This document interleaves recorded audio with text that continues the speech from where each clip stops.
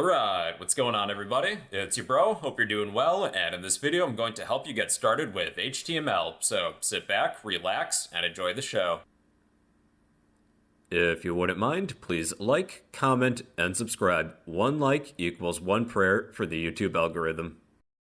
I'm going to tell you why you should learn HTML. HTML is an acronym for Hypertext Markup Language. It's the most basic building block of the web. It allows you to add, change, and remove website content. And that's a good thing to know. It's mandatory to know for web developers if you would like to enter that career field. It's useful for software developers, marketing and sales professionals if you need to edit a listing for your company, business owners, you could make your own website, and freelancers. People would pay good money for a good website. Heck, you might as well add HTML to your resume. Can't hurt. And learning HTML is super easy. This full course is only going to be about an hour. Anybody can learn HTML, even you. Yes, whoever's watching this video, learn HTML. It's super easy. What do you have to lose? Building a website is a lot like building a house. First, we need a solid foundation and we need to build a skeletal structure. That's where HTML comes in. It's the most basic building block of the web. Then after that, we can add CSS. CSS is cascading style sheets. With CSS, we can style, color, and change the appearance of a web page. And lastly, there's JavaScript. JavaScript adds functionality to a web page. So in a house, this could be like plumbing, heating and air conditioning, and electricity. So it adds functionality. And when you combine these three levels,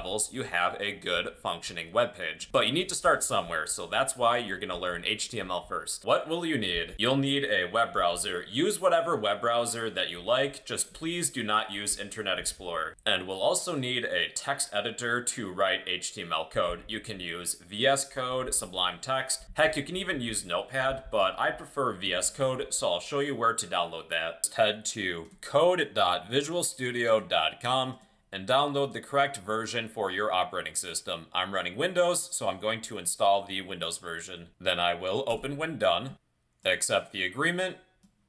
Yes, I actually did read it that fast. I would recommend creating a desktop icon and make sure Add to Path is selected. Next, and install. And then you might as well launch this bad boy, so finish. We are now within VS Code. The first thing I recommend is to download the live server extension so that after saving an HTML document, we can immediately refresh a web page. So underneath the search box for extensions, we are looking for live server and install this version. Then after downloading the live server extension, we will create a new folder under the Explorer tab, open folder. Wherever you want, create a new folder. I'll create this on my desktop just for convenience. I'm going to create a new folder. I'll name this website or whatever you want, doesn't matter. Then select folder. And within our website folder, we're going to create a new file. Name this index.html. Whatever file you would like to be the homepage of your website, you'll want to name that as index.html. When a connection is made to a website without a specific file in the URL, most servers by default will return the index.html file as a landing page. So this index.html file will be the homepage, the landing page of our website. At the top of our document, we're going to type this within angle brackets, exclamation point, doc type HTML.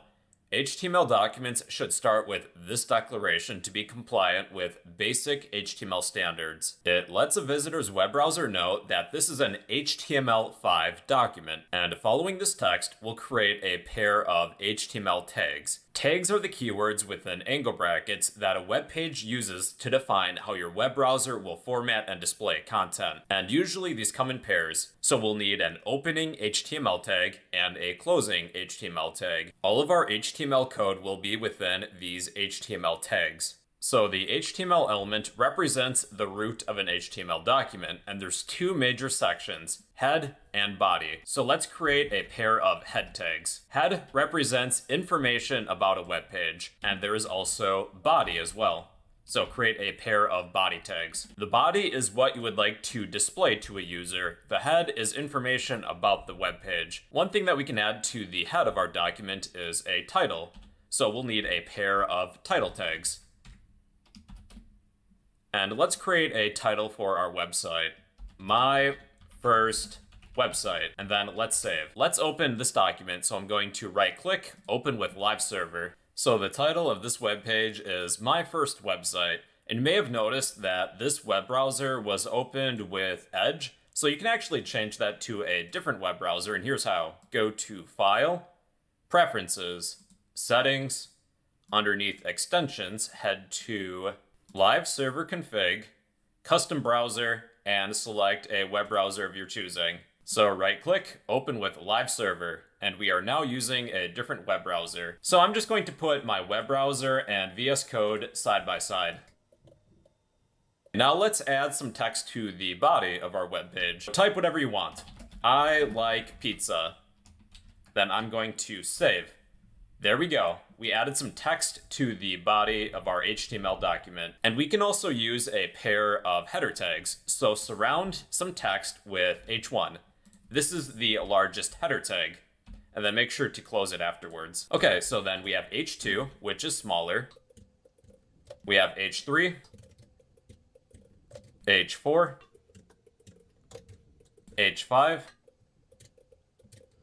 and the last one is H6. So if you need some sort of title for your web page, you can always place some text within a pair of H1 header tags. Before I discuss p tags, we should discuss what elements are. Elements embody the opening tag, any content within, and the closing tag. So for example, this is a opening title tag and a closing title tag. And all of these together, including any content within, is known as the title element. So that's the difference between tags and elements. Tags make up a portion of elements. And with that out of the way, we can move on to paragraph elements. Paragraph elements are made up of p tags. We need an opening p tag and a closing p tag. And we can type some text within these paragraph tags. This is some sample text.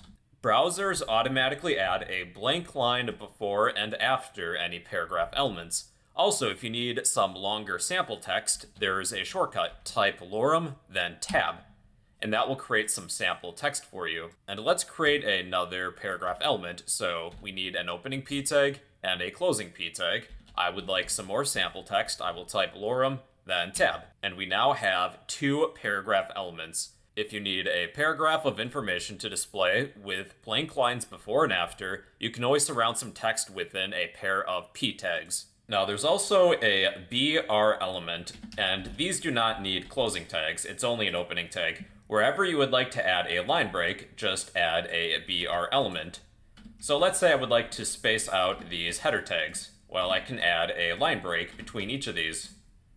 If you ever need a line break, just use a BR element. And like I said, there's no closing tag with these elements. There's also an HR element, and I do not mean human resources, I mean horizontal rule. If you ever need to divide your page section by section, you can always add a horizontal rule. Let's say that we have a title to this web page. I'll create an H1 header tag. This is my website. And then I'm just going to close this. What if I would like to divide this web page section by section? I can always add a horizontal rule by using an HR element. And there is no closing tag with this element. You just type HR within angle brackets, and this will divide a section of your web page and add a horizontal rule, which looks pretty nice. So that is the HR element. And the last thing we're going to discuss for this topic is comments. Comments will not be displayed within the body of your document. It's more or less a note for yourself or other developers. To create a comment, we need an angle bracket, exclamation point, then 2 dashes. And this will create the ending of your comment, which is an arrow pointing to the right. So anything between these two arrows will be a comment. I'll leave a comment for, I don't know, myself. This is the best website ever. So as you can see, this will not be displayed within my web page. It's basically used as a note for yourself or for other people looking over this HTML document. So yeah, those are comments. Well everybody, that is the basics of HTML. So yeah, if you liked this video, please give this video a thumbs up, leave a random comment down below, and subscribe if you'd like to become a fellow bro. Hey, what's going on everybody? It's your bro, hope you're doing well, and in this video I'm going to show you how we can have some fun with hyperlinks in HTML. So sit back, relax, and enjoy the show. If you find this video helpful, please remember to like, comment, and subscribe. Your support will help keep this channel running. Sup, people? So, hyperlinks. We can apply a hyperlink to text, buttons, images, elements of that nature. Whatever you would like to turn into a hyperlink, surround with a pair of A tags. There's an opening A tag and a closing A tag. And within the opening A tag, there is an href attribute that you can set to a URL of your choosing. So if I want this hyperlink to take me to Google, then I will fill out the URL for Google. So after saving, if I click on this link, it takes me to Google. Easy enough, right? Now there is a target attribute. You can open a web page in a new tab or window by setting this to _blank. So this should open in a new tab or window, but the default is self. So that this will open in the same window. There is a title. A title is a small pop-up box that will appear when you hover your cursor over this link. We could write a message like, "This takes you to Google." And that box should appear after you hover your cursor over this hyperlink. "This takes you to Google." Let's say you have another web page and you would like this link to take you to your second page. Let's change the text. Go to page 2. I'm going to create another HTML file real quick. I'll go to new file. Let's call this page2.html. If you need to generate the necessary body of an HTML document, if you're using VS Code, you can type exclamation point and then tab. And let's write a message. "This is page 2. If I set the href attribute equal to the relative file path of whatever page I would like to go to, then this hyperlink will take me there. So these files are right next to each other. I only have to list the file name. So I would like this hyperlink to take me to page2.html. So if I click on this hyperlink, it will take me to my other HTML file. This is useful if you have a navigation bar. So depending on the link that somebody clicks on your navigation bar, that can take you to a different page. And lastly, you can send an email to somebody within the href attribute, type mail to : then some email address, let's say fake123@gmail.com. Let's say email me instead. And then when you click on this link, it will begin the process of sending an email. But we won't actually complete it. So yeah, everybody, those are hyperlinks. You can apply hyperlinks to text, buttons, images, which we'll have some practice with in the future. So yeah, those are hyperlinks in HTML. Alright people, here's how to add an image to a web page. Find or download an image of your choosing. I just so happen to have a picture of Shrek. Within your folder containing your index.html file, you're going to move or paste that image within the same folder. And within the body element, we're going to create a new element, an image element. Within angle brackets, type img for image. This is a self-closing tag. And many elements have different attributes that we can change. We need to change the source attribute of this image element. The source attribute is src, and we will set this equal to, within double quotes, the name of our image. Mine is shrek.png, and then save. What I like to do, if I'm working with a web page that has a lot of images, I like to create a separate folder for my images. This isn't necessary, but if your image is located within a separate folder, we need to find the file path relative to your index.html file. So I'm going to create a new folder, and let's name this images. It will contain all the images for my web page. Then I will move my image to my images folder. So we can no longer locate this image. We need to find the file path relative to the index.html file. To look within my images folder, I will precede the image name with / the name of the folder, images, / the name of the image. And there it is. Personally, if I'm working with a lot of images, I like to place all of my images within one folder. If you decide to do that as well, you just need to precede the file name with the name of the folder that it's in. Here's my image, but it's fairly massive. We can change the width and height attributes if we need to. I will change the height attribute. Height equals maybe 200. And that's a lot smaller. Maybe 300. That's a little bit better. The height and the width will scale proportionally with each other, but you can change them individually. Let's change the width. Width equals, let's say 100. What we get is an extra skinny Shrek, and if I change this to maybe 600, well, Shrek is extra thick now. So I will just only change the height attribute so that the width attribute scales proportionately. Now, if somebody is visually impaired, they may be using a screen reader to navigate a web page. It would be good practice to add some alternative text that is read out loud by a screen reader. So that is the alt attribute. Within double quotes, I'll type a brief description of this image. This is a picture of Shrek. So when you add an image, it's considered good practice to add some alternative text. You can also add a title too. A title will be a small pop-up box that appears when you hover your cursor over an image. To add a title, set the title attribute equal to some text. Shrek is Shreksy. And then I'm going to save, hover my cursor over the image, and we can see a small pop-up box that has my title, Shrek is Shreksy. We can also turn an image into a hyperlink. To turn this image into a hyperlink, we need to surround our image element with an opening and closing A tag. So open and close. Within the opening A tag, there is an href attribute that we can set to a URL of our choosing. I think I'll set this hyperlink to the Wikipedia page for Shrek. So just type in the URL between these double quotes. Save.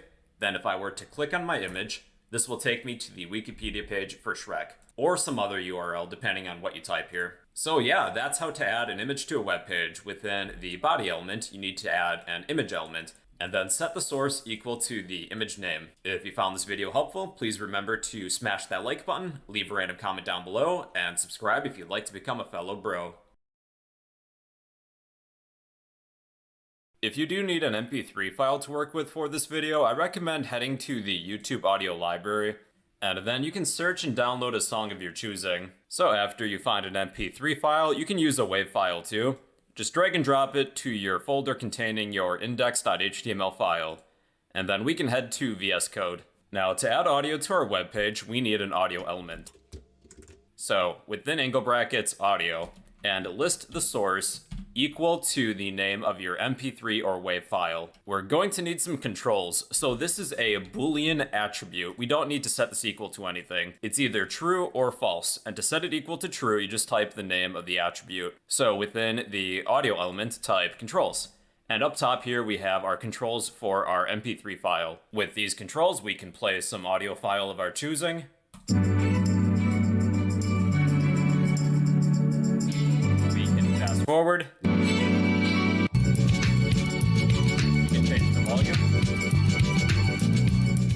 And we can mute. Here's a couple other Boolean attributes. We can have our audio autoplay by using the autoplay Boolean attribute. If you would like this to be muted originally, type muted. So this is playing, but you can't hear it because it's muted. If you need this to loop, just type loop. Yep. And it's looping. You can have backup audio files just in case your web browser doesn't support a given format. So if you would like some backup audio files, we're going to change this around a little bit. So let's get rid of our source and we'll create an audio closing tag. And we will create multiple nested source elements. Type source equals the name of one audio file you would like to use primarily. If you have a backup, let's say we have the same song as a WAV file, you can do that too. If for some reason the browser you're using doesn't support these first two audio files, you can always display a message. This browser does not support HTML5 audio. So yeah, everybody, that's how to add audio to a web page. You just have to use this audio element and set the source equal to an audio file of your choosing. And there's a bunch of Boolean attributes that you can add too if you would like some controls, if you need to set this to autoplay, if you need it muted, and if you need it to loop. So yeah, that's how to add audio to a web page. If you found this video helpful, please be sure to smash that like button, leave a random comment down below, and subscribe if you'd like to become a fellow bro. Alright, welcome back everybody. In this video, I'm going to show you all how we can add a video to a web page. You'll need a video of one of these file types. When I was in Tokyo some number of years ago, I saw real-life Mario Kart racing down the street. So what I'm going to do is place this MP4 file next to my index.html file, and then within VS Code, we need a video element. And we will list the src attribute equal to the name of our file that we're working with. And in my case, it's racing.mp4. Now this video is massive, so let's change the width of this using the width attribute. Width equals, what about 500. That's a lot better. But we'll need some controls to actually play this video. I'm clicking on this and nothing's happening. Controls is a Boolean attribute. We only have to list the attribute name to add controls. There we go, we now have some controls. Now, if you want this to play maybe in the background and you do not want controls, you can always set this to autoplay. But we have no way to stop this. So I'm going to add the controls back. If you need this muted, just add the muted Boolean attribute. So it's playing, but we can't hear anything. And if you need this to loop, just add the loop Boolean attribute, and this should loop. Yeah, there it is. Here's another thing that we can try. Let's get rid of our source attribute, and we're going to create a video closing tag. And we will create nested sources within our video element. Source src equals our video file. So just in case your browser doesn't support an MP4 video file, you can always create another source. Let's say that we have a WebM file as a backup, just in case that this browser doesn't support an MP4 file. And if for some reason no other sources work, you can always add a note. This browser does not support HTML5 audio. So you can write it either way, but if you have multiple sources, you can always have backups just in case this primary source doesn't work. So yeah, everybody, that's how to add a video to a web page. If you found this video helpful, please be sure to smash that like button, leave a random comment down below, and subscribe if you'd like to become a fellow bro. Alright, welcome back everybody. So in this video, I'm going to show you all a few useful text formatting tags that you may be interested in. We'll need some sample text to work with. This is normal text. We'll create additional lines of text, so I'm going to surround this text with a pair of paragraph tags, just so that when we add additional text, they will be added to a new line. Let's copy this line and paste it 9 additional times, let's say. There we go. First set of text formatting tags that I'll show you is bold. Any text that you need to bold, just surround that text with a pair of B tags. We need an opening B tag and a closing B tag. This is normal text. And you can see that the word normal is bold. Let's change that to bold, just so that it's more descriptive of what it does.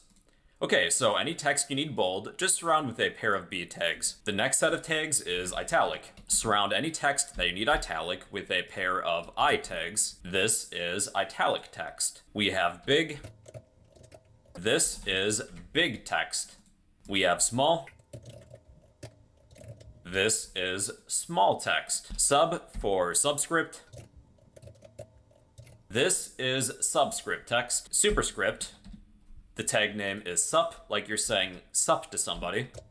This is superscript text. We have inserted. Inserted is just underlined. INS for inserted. This is inserted text.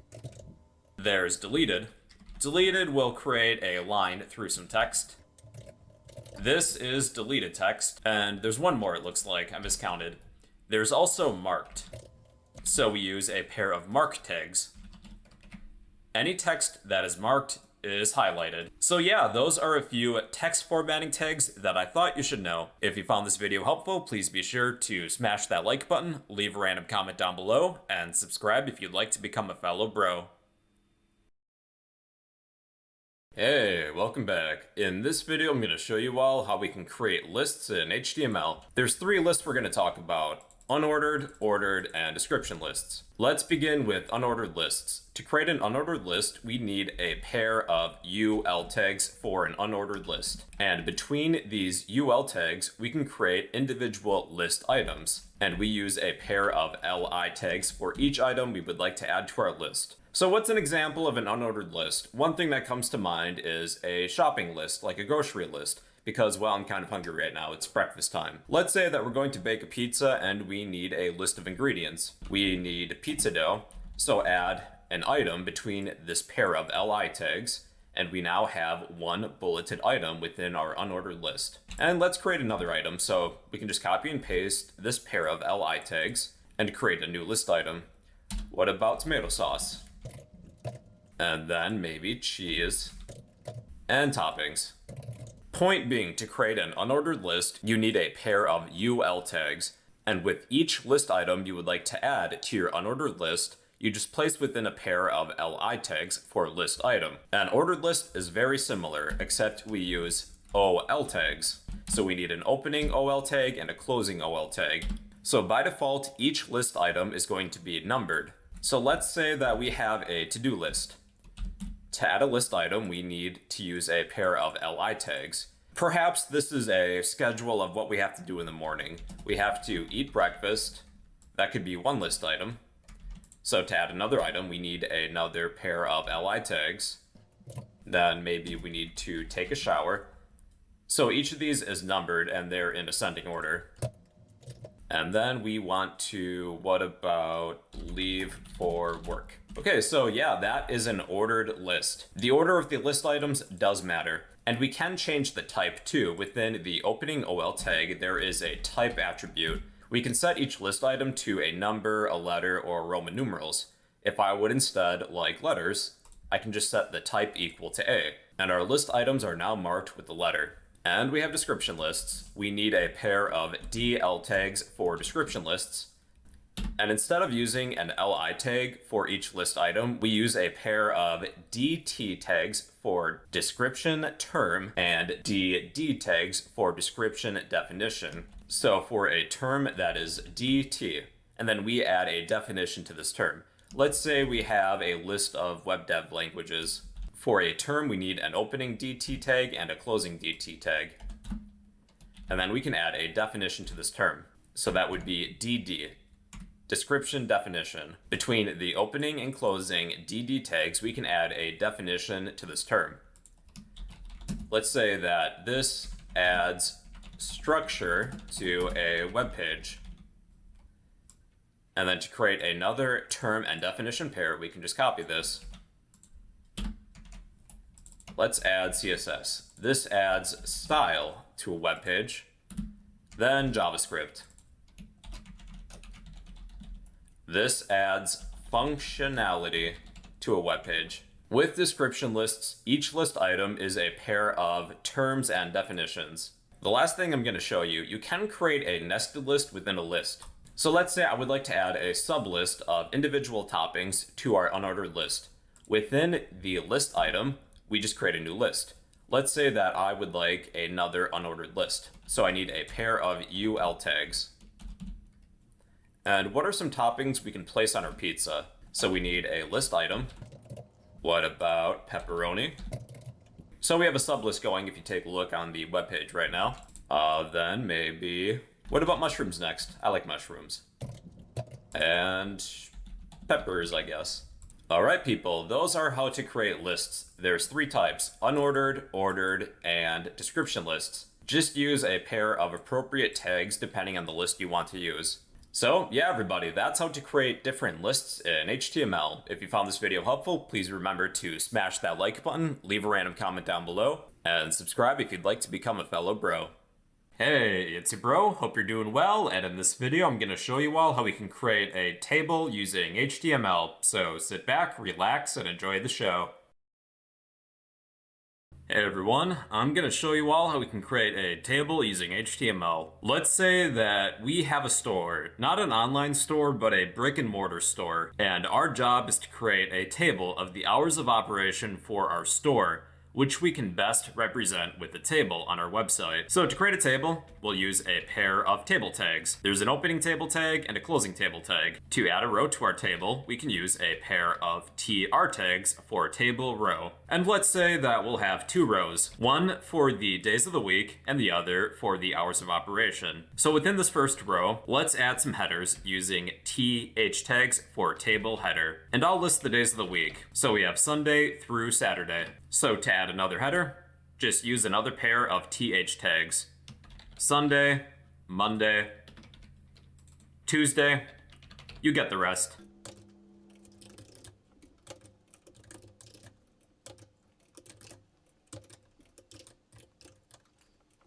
Table headers are inherently bold. If we would like to add some data to the second row, we'll add that between the TR tags for the second row. So we would like some data, which is TD.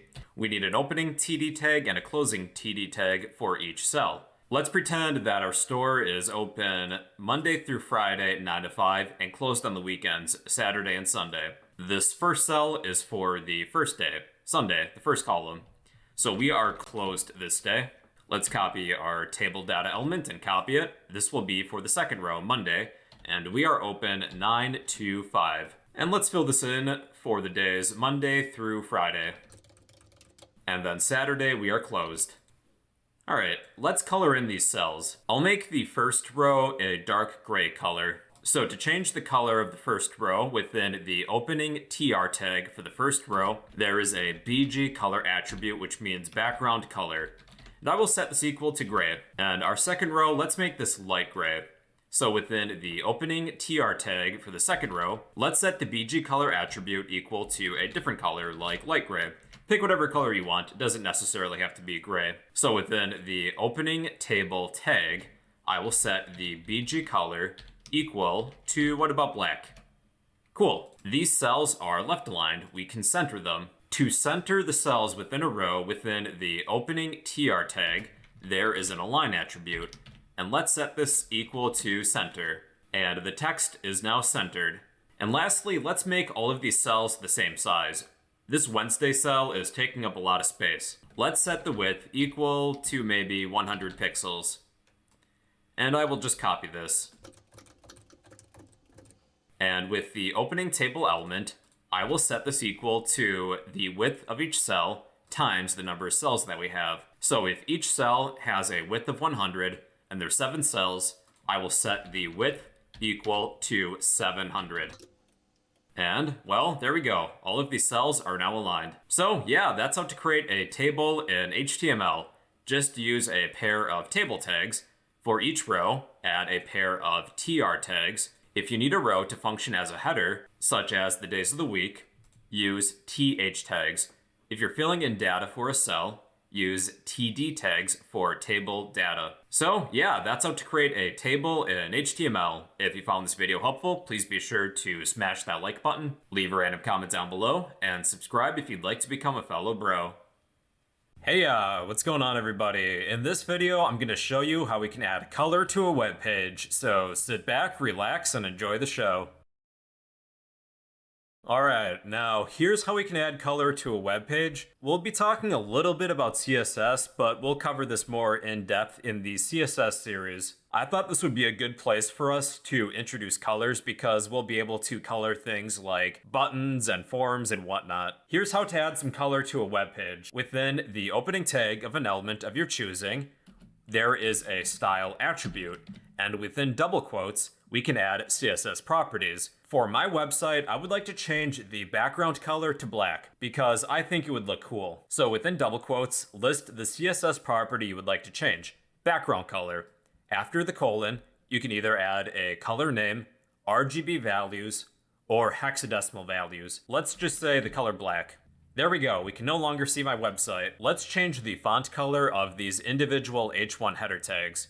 Again, it's the same process as before. Style equals, within double quotes, list the CSS property you would like to add.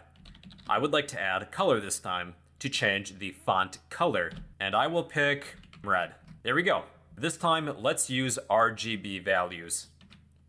So again, style attribute equals the CSS property you would like to change. To instead use an RGB value, type RGB parentheses. Then I would recommend looking up a color picker, and you can pick a color of whatever you would like. What about blue? Perhaps that shade of blue. So RGB values are in a group of 3, a triad. So I will copy these 3 numbers and paste them within the parentheses of RGB.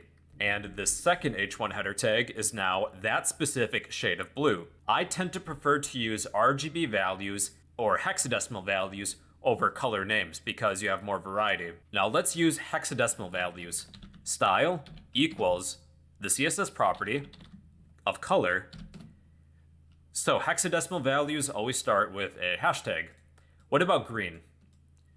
So we'll have red, blue, and green. And I will copy this number. They are in groups of 6. And well, yeah, it's green now. Cool, right? Okay, now let's change both the font color and the background color of this paragraph. Within the opening tag of this paragraph element, we will set the style attribute equal to any CSS properties within double quotes. Let's change the background color first. Background dash color colon space.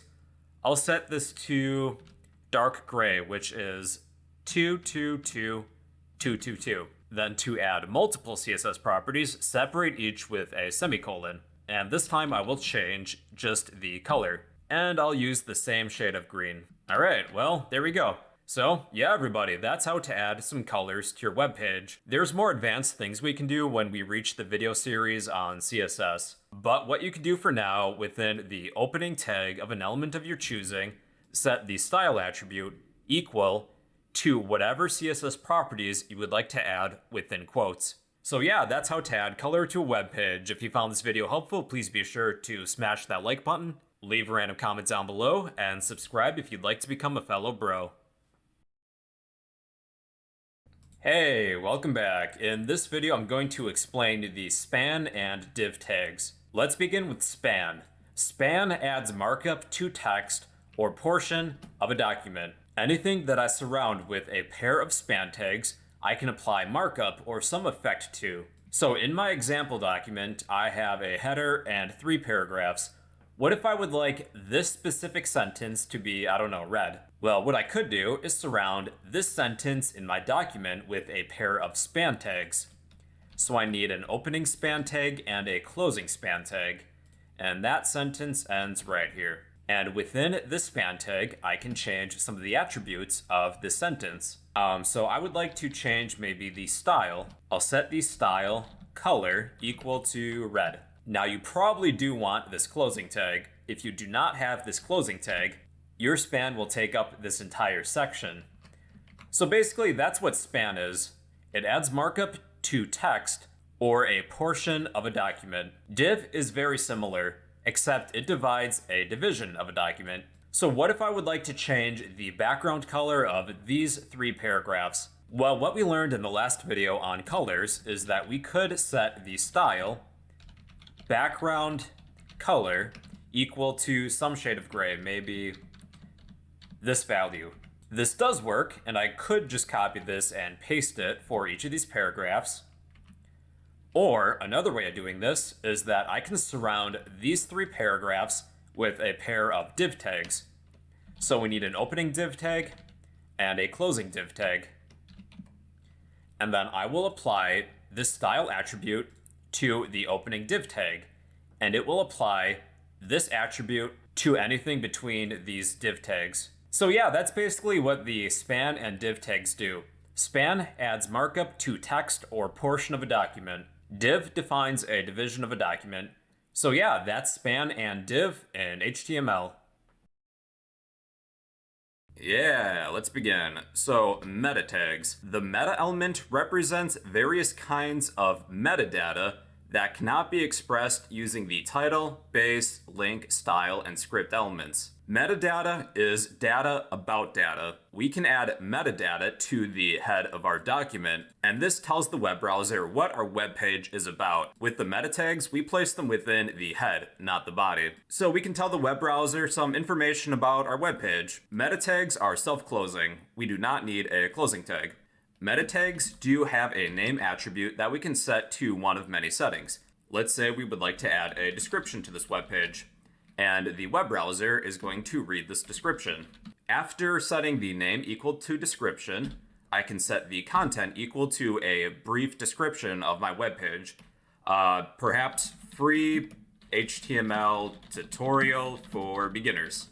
Okay, so that's one example of a meta tag. So let's create another. So meta. Again, these are self-closing tags, and I can add some keywords for search engine optimization. So name, keywords, content, and I'll explain my web page in just a few keywords. Perhaps HTML, separate each of these with a comma, tutorial, beginners. That'd be good. We can add a author, meta name equals author, content equals and then type your name. So if somebody is viewing your web page on a mobile device, you can have your web page scale to their mobile device by adding this meta tag. Name equals viewport content equals, and this will set the width of our web page equal to device dash width. Then comma, we can set the initial scale equal to 1.0. So by adding this meta tag, if you were to view this web page on a mobile device, this web page will scale proportionately with that mobile device. Another meta tag is a char set. We can tell a web browser what sort of character encoding that we're using. So authors are encouraged to use UTF-8 for Unicode. So if you want to use basic ASCII encoding, you would write ASCII here, although that's discouraged. Authors are encouraged to use UTF-8 for Unicode. Alright, and the last thing I'm going to show you is that we can set our web page to automatically refresh after a given amount of seconds. So meta http-equiv is the attribute name, equals refresh. And the content equals how many seconds you would like to wait to have your browser refresh. Perhaps 30. Okay, so I'm going to open this with live server. So if I set this to 30 seconds, it's not going to be that visible. You're gonna have to wait until we see this refresh. Let's set this to something more drastic like 2 seconds. Let's crank this up. Yep, see, it's refreshing every 2 seconds. But let's set that back to 30. 2 seconds was just an example. So yeah, those are meta tags. They represent metadata. Metadata is data about data. By adding meta tags, we can tell a web browser information about our website, such as a brief description, keywords, author. We can set the viewport for mobile devices. You can set a refresh rate, stuff like that. And then be sure to add meta tags to the head element of your document. So yeah, those are meta tags. If you found this video helpful, please remember to smash that like button, leave a random comment down below, and subscribe if you'd like to become a fellow bro. Hey, what's going on everybody? It's your bro, hope you're doing well, and in this video I'm going to explain how we can use iframes to embed web pages and other documents within your website. So sit back, relax, and enjoy the show. Hey, welcome back. Iframes. The iframe element is used to embed content from another source into an HTML document. They're commonly used for advertisements, and they're easily abused with many hacking techniques. So basically, using an iframe, we can embed another web page within our web page, or we could embed our current HTML document with another HTML document. Here's how we can create an iframe. This is a self-closing tag, and we set the source equal to, this can be an external website, such as a URL, or we can place a relative file path to a file of our choosing. So this doesn't work with many websites, and I'll demonstrate that. So let's set the source equal to google.com and then save and reload. So google.com refused to connect. That's because a lot of major websites have disabled the use of iframes. Since we're embedding another web page within our web page, a common hacking technique is that you can have this embedded web page take up the entire frame of your HTML document. Your website could pose as another website, and that could be considered dangerous. Let's say that you embed a banking website like Bank of America. So if somebody visits your website, it's actually a facade, and somebody will type in their banking information like their login credentials, and you could capture that. So a lot of major websites have disabled the use of iframes, so you cannot pose as their website. One website that I checked that does work is Bing. So let's switch our URL to that. Save and reload. Yeah, see, we have embedded the homepage of Bing. But let's change the width and height attributes because this is fairly small. Let's say the width is 750 pixels, and for the height, let's say maybe 250. So save and reload. Cool, yeah, we have embedded Bing within our web page, and you can use this normally. Bro code. Now let's embed another document, so let's create a new file. Let's pretend that this is an advertisement we would like to display within our web page. I'll name this ad.html. So if you're using VS Code to generate an HTML document, a plain one, type !, then hit tab. So let's say something I'll use an h1 header tag. This is an advertisement. And then close it. Let's change the background color too, using the style attribute. And I will pick the background color property and set this to maybe, I don't know, that color. Then let's change the width and height. For the height, maybe 100. Oh, then make sure to change your source as well. So we need to list the relative file path. Since these files are right next to each other, I only have to list the file name. Add.html. Save, reload. Cool, and there is my fake advertisement. Embedded pages do have a border. This is how to remove that. Set the style attribute equal to the border CSS property and set this to 0. So I'm going to save, reload, and this no longer has that border. So yeah, everybody, those are iframes. They're used to embed content from another source into an HTML document. They're useful for advertisements, and they're easily abused with a lot of hacking techniques. So yeah, those are iframes. If you learned something new, be sure to smash that like button, drop a random comment down below, and subscribe if you'd like to become a fellow bro. What's going on, everybody? It's your bro, hope you're doing well, and in this video I'm going to show you how you can create a button using HTML, so sit back, relax, and enjoy the show. Hey, in this video I'm going to show you how we can create buttons using HTML. We'll need a pair of button tags. There's an opening button tag and a closing button tag. Here's our button. To add some text between the button tags, we can add whatever text we want to the button, like click me. You can set this up as a hyperlink when you click on the button. To do so, just surround your button element with a pair of A tags. There's an opening A tag and a closing A tag. And I will set the href attribute of the opening button tag to a URL or relative file path of my choosing. To make this simple, let's set the URL to google.com. And then when I click on this button, it takes me to Google. You can disable a button by adding a disabled Boolean attribute to the opening button tag, and we can no longer click on this button.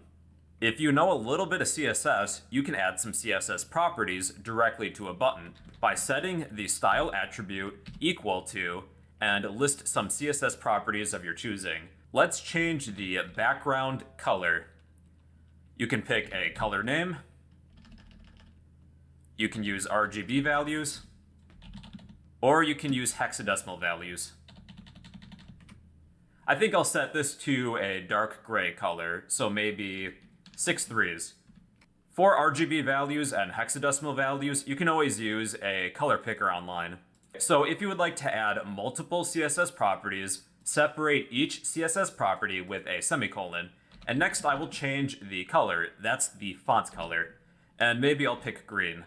One color I like is 00FF00. That's just a bright green color. You can also round these borders too by using the border radius property. So again, separate each CSS property with a semicolon, and I will set the border radius property to 5 pixels, just around the corners. Okay, cool. That's a pretty fancy looking button if I do say so myself, and yep, it still takes us to Google. Just by us using HTML, this adds structure to a web page, but it doesn't necessarily add functionality. That's where a language like JavaScript comes in. When we click on a button, we can have this button execute some function from a JavaScript file. I'll show you how we can create a very simple JavaScript program, but of course we'll cover this more in the JavaScript series. So let's get rid of this hyperlink and have our button do something else. There is an onClick attribute that we can set to a JavaScript function. So we just place the name of the function between a set of double quotes. We haven't created a JavaScript function yet, but let's say that we'll have a JavaScript function named doSomething, and then follow that name with a set of parentheses. And let's create a paragraph element. And we will say hello, and then close it. With this paragraph element, I'm going to set the ID attribute equal to, let's say, test. Here's how we can code a very simple JavaScript program.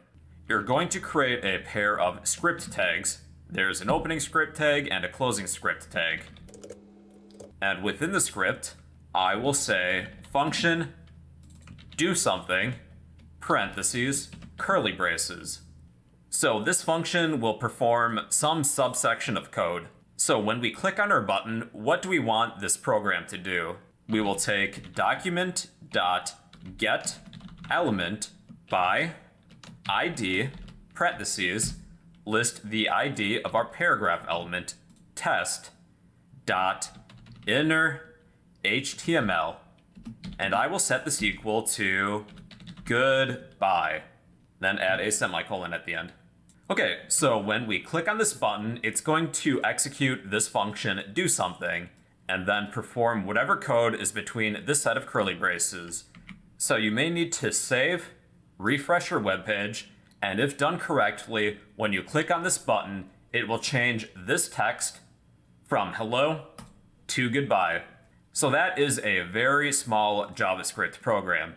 So there is an onClick attribute that you can set equal to a JavaScript function. But of course, we'll cover more about JavaScript, well, in the JavaScript playlist. But that's one way in which you can add functionality to a button. In this video, we were more focused on actually creating the button itself. So yeah, if this video helped you out, you can help me out by smashing that like button, leave a random comment down below, and subscribe if you'd like to become a fellow bro. Hey everyone, I'm going to try and explain everything I can about forms in about 8 minutes. To create a form element, we'll need a pair of form tags. There's an opening form tag and a closing form tag. And depending on the user input that you need, there is an input element. And you can set the type attribute to whatever you need. Let's say we need some text from a user like a first name. Within our form, there is a text box where we can enter in some user information. So we should probably let the user know what we want them to type in. I will precede this input element with a label. Let's say first name, and a user can type in their first name. Now it is considered good practice to fill out a for attribute within the label and set this to whatever you want. Let's say fname. And within the associated input element, I will set the ID also equal to fname, whatever's within the for attribute. This does a couple things. One, if I was to click on this label, this will select my input box. It's also helpful for people that are using screen readers so that they can easily navigate your form. There is also a name attribute. When we submit this data, what sort of name do we want to give that data? Think of it like a variable. I will also name this fname as well.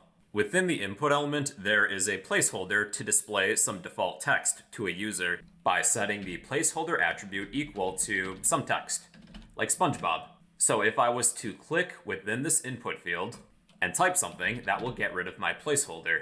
Let's create an input field for a last name, and really we can just copy this and make a few changes to it. So copy both the label and the input element. Let's change this from first name to last name. Change for as well to lname. ID will be lname, and let's make name lname as well. And the placeholder, how about square pants? These labels and input elements will appear on the same line. To separate them and treat them as block level elements, I will add each of these pairs to their own div element. Perhaps I'll add a line break as well. Okay, now with forms, there are built-in buttons too. We will set the input type equal to reset.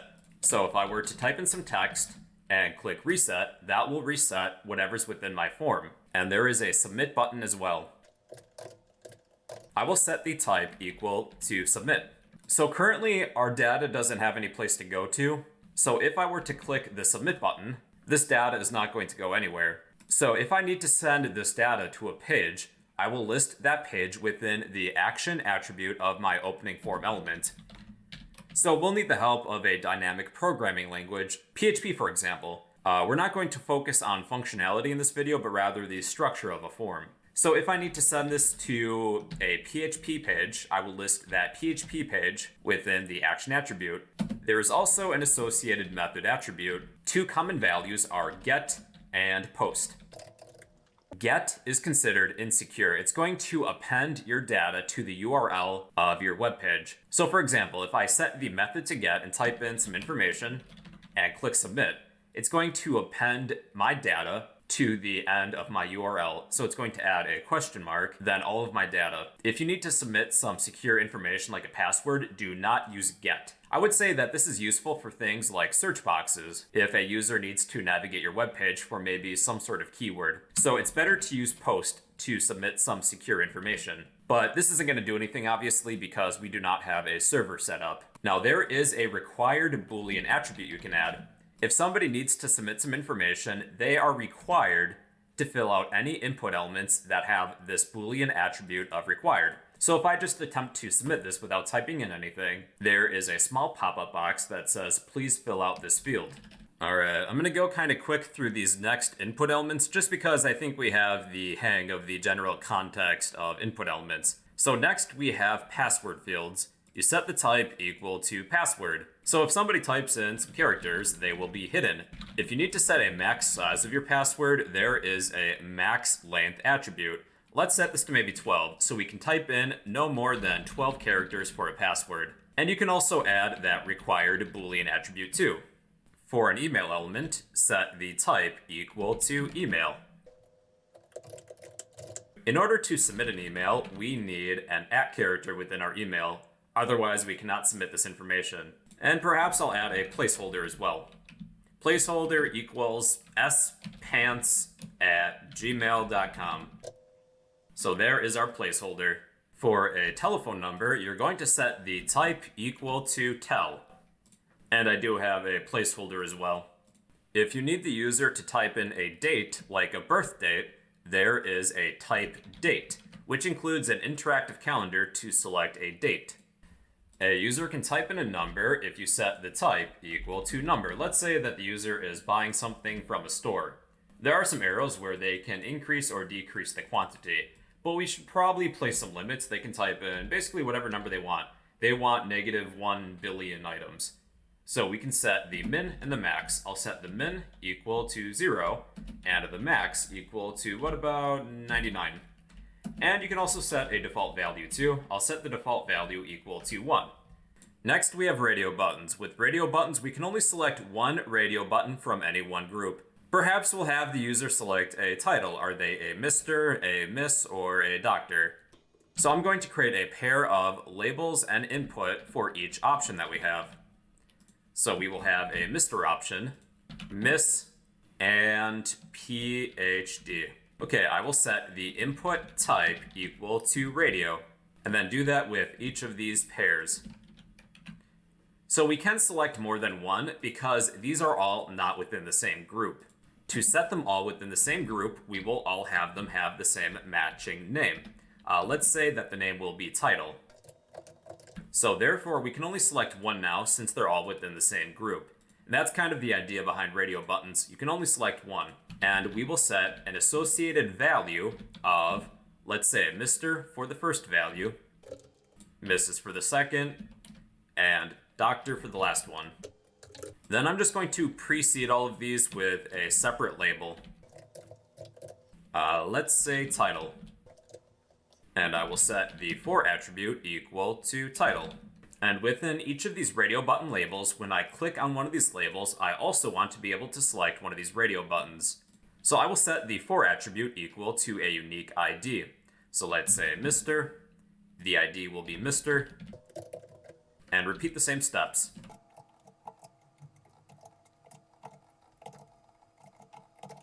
Okay, so when we click on these labels, we should be able to select our radio buttons. Nice. With drop-down menus, instead of a type, we are going to use a pair of select tags. So there's an opening select tag and a closing select tag, and we list individual options within the select element. We'll give our user 3 options from this drop-down menu. They can pay with a Visa, a MasterCard, or a gift card. And I will give each of these a value.